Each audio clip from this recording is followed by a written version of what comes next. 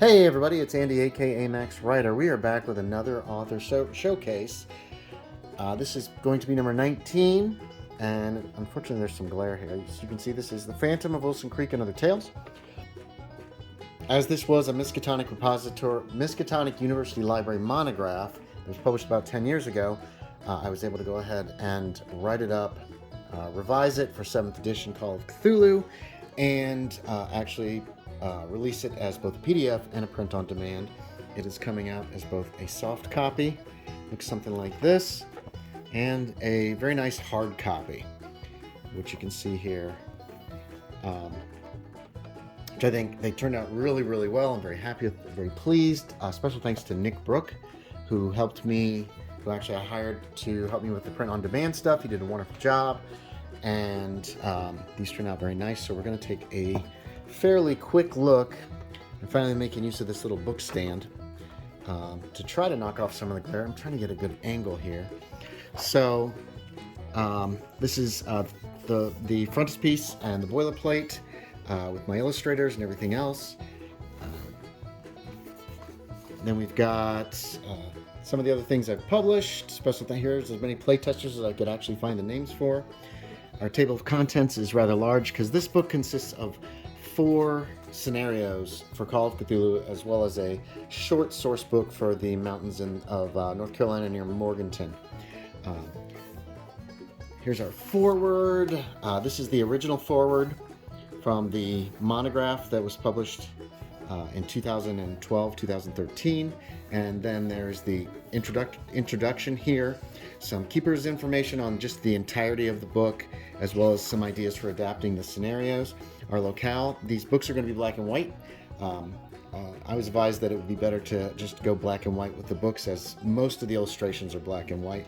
So the PDF is in full color, but again, there's only less than half the illustrations are in color. So we've got our locale of North Carolina, Burke County, and Morganton. Oh, this isn't. Let's move this up just a bit. There we go. There's quite a bit about that and history, as well as some of the darker history, such as what's her name, Frankie Silver, her story.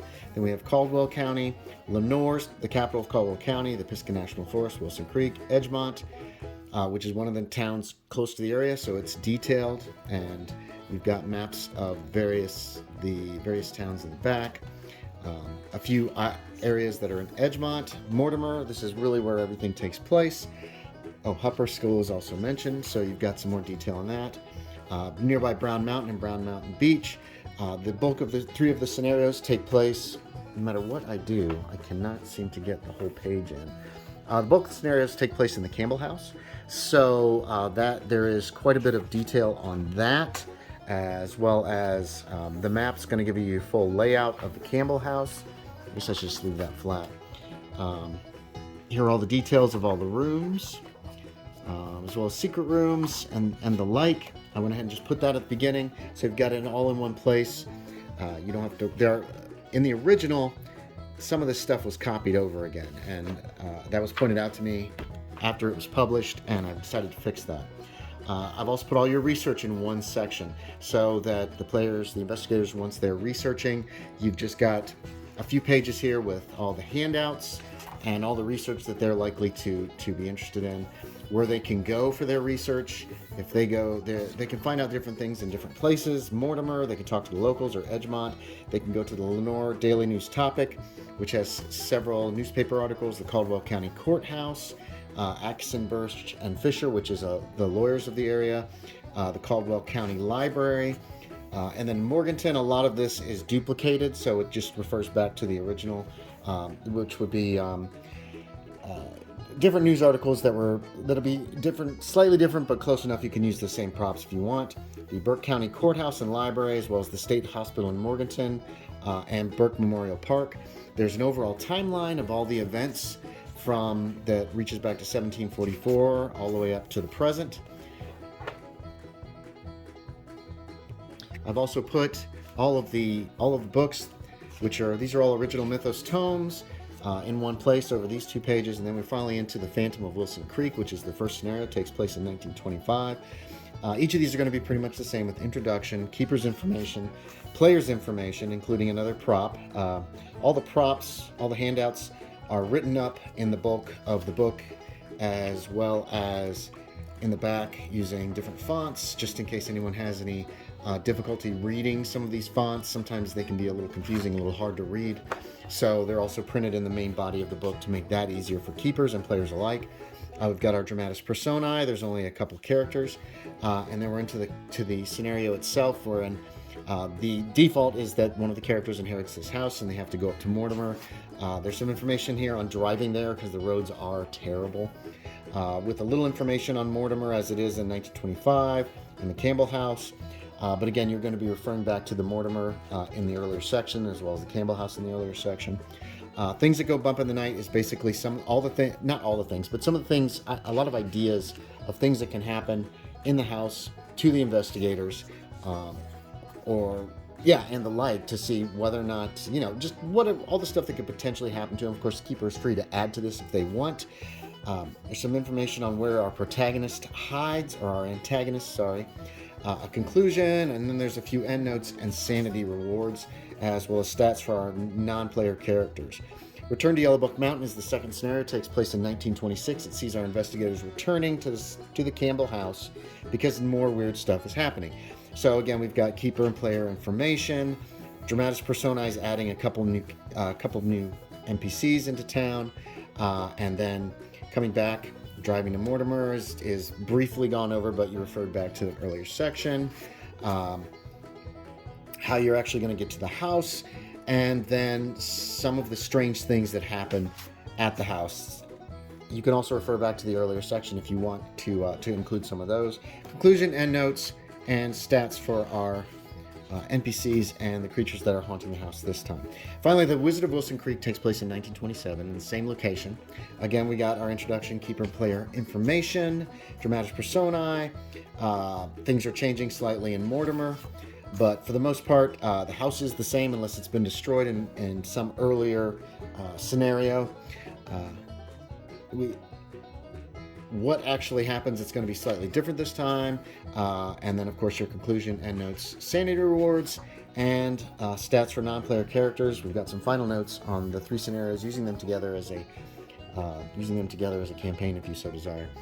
Finally, the strange case of the Brown Mountain Lights. I don't know if you've heard of the Brown Mountain Lights, but they're just up the road from Mortimer, just a few miles away, very, very close. And I thought it would be good to have this. We need a scenario there. So this is completely disconnected. It takes place in 1927 during the manhunt for Brodus Miller, who was accused of killing a young woman, and this huge manhunt in North Carolina, the biggest that they've ever had, occurred. So that it takes place during that. We've got our introduction. Again, keeper's information with all your background material. Some information on the Brown Mountain Lights, the actual history of the Brown Mountain Lights, the true history. A short timeline of events that take place in 1927. We've got our player information and adapting the scenario. So you can, this is separate from the original adapting the scenario on the front for the first three modules, or first three scenarios. And it's just some ideas on how you can use it in different time periods. Dramatis Personae includes the Bailey family, some Migo collaborators. And then the scenario starts when young Tommy Bailey disappears, apparently. After he disappears, the investigators can join the hunt for this child who's lost on Brown Mountain. If they wish, they might actually find out why the kid is missing. And then we're into the search with various different people in the search. Brown Mountain is marked up with several locations, items of interest. And then there are daily occurrences each day that the keeper can use to throw at them, as well as other encounters with various animals. The Brown Mountain Lights and the like, and then what eventually will happen with the search and the Migo collaborators. If the investigators can find the Migo outpost, which they should be able to fairly easily, entering the Migo outpost is necessary because that's where the child is. And then we've also got information on the Migo outpost here, Brown Mountain Underground, with its underground map key that shows the different locations, the possibility of Tommy Bailey actually being here in this outpost in Brown Mountain. If he's not, if the players have waited too long, then they're going to have to go after him if they want to rescue him. That means going through a gate to Yuggoth. Yuggoth is detailed here, / Pluto as best I could, as well as the place that the investigators find themselves in when they cross through the gate to Yuggoth.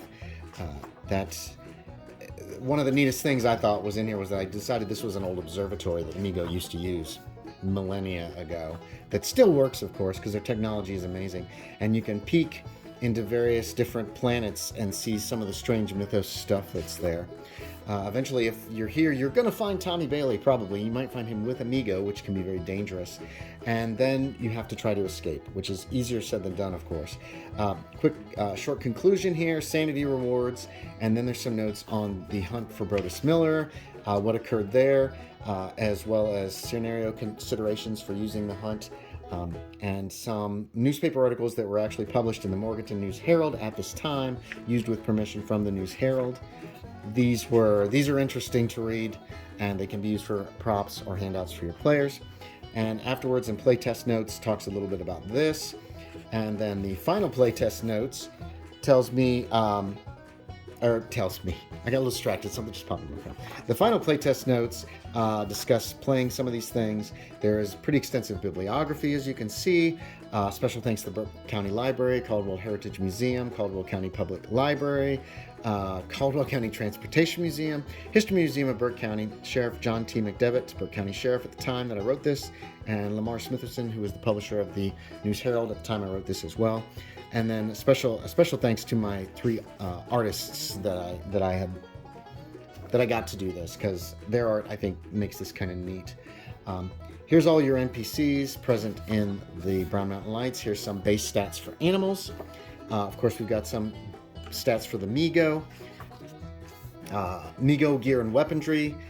This is Migo. This is stuff that's been pulled from various older source books, updated for 7th edition, rewritten completely, basically turned into my own stuff, which kind of is it's kind of a nice overview of the Migo technology that's been used in the past.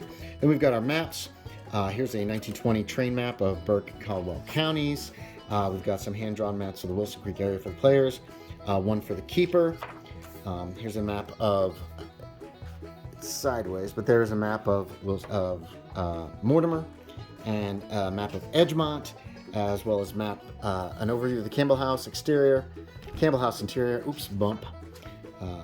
there's a small fictional church that is part of this, exterior, interior.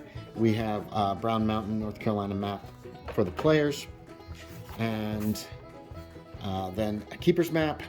We got our keeper's map there for the exterior, keeper's map of the interior that shows how the Migo layer is set out, and then finally some details on portions of the Migo layer and on the observatory on Yuggoth. Next, we're into our handouts. There are, oh my gosh, there's a lot of handouts for this because I like handouts. So there's letters, a small journal, several newspaper articles, another newspaper article. This is a summary of a story. Newspaper articles, 2 more letters, more newspaper articles, a couple of public domain advertisements that I found, and then as best I could replicating the newspaper articles from about the hunt for Brodus Miller. You've got some slightly larger pictures of all of your NPCs, animals, our investigators, and then there's investigator info for your pre-generated investigators. There are 9 of them here, which is still quite a few, but that gives your players kind of a choice of who they want to play. And finally, we've got full character sheets for each of these 9 investigators who can be used in this scenario, most of whom were actually used during playtesting. There used to be a lot more, but there were like 20 pre-gens, and certain reviews noted that was too many, and they were right. I kind of wanted different potential pre-gens for every scenario, and that's a little ridiculous, a tiny bit, and a bit wasteful of space. So we cut most of those, kept most of the art. Then we've got the PDF has a back cover image that's separate, that's a little different from the hardbacks, and so I put that here, a little about the author, and then you've of course got a couple of pages, and there you have it. So that is The Phantom of Wilson Creek. It is available at DriveThruRPG. There is a link in the description below if you have an interest in looking at it or purchasing it. Again, this is available as a print on demand or as a PDF or both. And if you buy the PDF, if you buy the print on demand, you will get the PDF for free. So, thanks for watching, everybody. As always, I appreciate it, and I will talk to y'all next time.